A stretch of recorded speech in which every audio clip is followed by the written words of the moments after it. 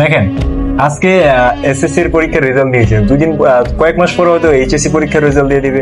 ঠিক আছে, দেখেন, এইচএসসি রেজাল্ট আর এসএসসি রেজাল্টের মধ্যে নাম্বার পাওয়াটা বড় বিষয় না। ঠিক আছে, আপনি কতটুকু নলেজ গেইন করতে পারছেন সেটা আসলে বিষয়।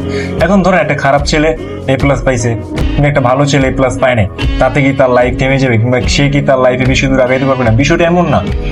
এখন ফর এক্সাম্পল ধরেন একটা ছেলে, খারাপ ছেলে, সে ঠিক মতো পড়াশোনা করে নাই, সে রেজাল্ট খারাপ করছে, সে পড়ালেখা এত বেশি ভালো না, কিন্তু আপনাকে জিজ্ঞেস করেন যে কোনো সম্পর্কে, ধরেন ও ক্যামেরা সম্পর্কে ওর ভালো আইডিয়া আছে, ও ক্যামেরা সম্পর্কে আপনি যে কোনো প্রশ্ন করলে ও এ টু জেড আপনাকে এক্সপ্লেন করতে পারে, বলতে পারে চোখ বন্ধ করে, ডানে বা ওপরে তাকাইতেও হবে না। ঠিক আছে, তো এর মানে কি ওর লাইফ থেমে যাবে না, ও আর লাইফে কিছুই করতে পারবে না? বিষয়টা এরকম না।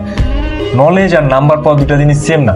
ধরেন আপনি অনেক পড়াশোনা করে নাম্বার পাইছেন, এ প্লাস পাইছেন, কিন্তু এটা বেশি দিন না, ধরেন এক বছর পরে আপনি ভুলে যাবেন, কিন্তু আপনি যে বিষয় সম্পর্কে নলেজ গেইন করছেন এটা আপনি কখনোই ভুলবেন না। কিংবা যদি এটা আপনি ভুলে যান তাহলে দেখবেন যে আপনাকে টপকে আরেকজন উপরে চলে গেছে, আপনি পিছনে পড়ে গেছেন বা নিচে থেমে যাচ্ছেন, আপনি বেশি দূর আগাইতে পারবেন না। ঠিক আছে, নাম্বারের সাথে আপনি কখনো নলেজের তুলনা করতে পারবেন না, কারণ দুটা জিনিস আলাদা।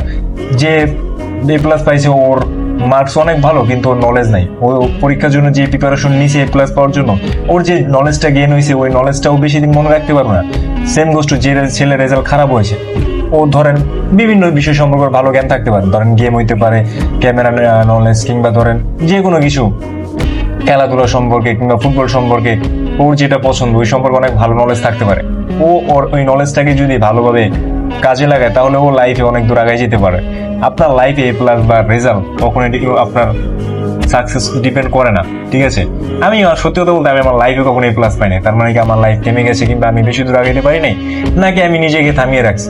না, আমার যেটা স্বপ্ন, আমার যেটা প্যাশন, আমি অনুযায়ী কাজ করতেছি এবং আমি আস্তে আস্তে স্টেপ নিচ্ছি।